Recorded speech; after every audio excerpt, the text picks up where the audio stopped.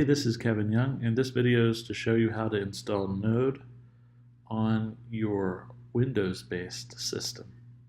So I already have my browser up to Google. I'm going to go ahead and type in Node. And here's the site, Node.js.org. We'll just go to that. And as you can see, there are two versions. This is the long-term support version, and this is the current version. I'm just going to recommend going ahead and installing this version. And as we can see, it's asking us, do we want to run it or save it? You know what, I'm just going to hit run.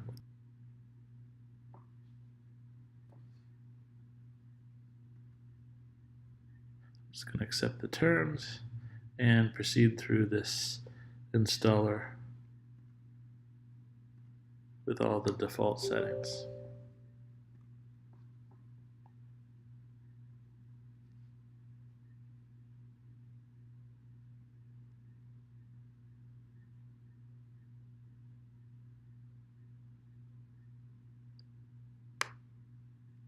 Looks like it's almost done installing.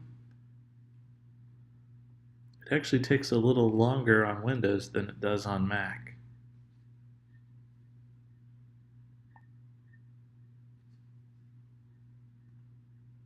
Okay, so now we have it installed, but you might be thinking, well, okay, I have it installed. How do I get to it? How do I use it? Do I go to my start menu and dig around for it? And yes, there is a choice here in our start menu, but the best way to see if it's installed correctly is go to our command prompt.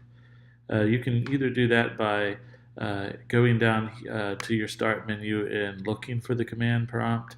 The way I like to do it is I like to use PowerShell, which I have bookmarked on my start bar, so I'll just go ahead and hit that. So here we go. To check to see if we have it installed, the best way to do it is to type the word node, put a space, a hyphen, and the lowercase v.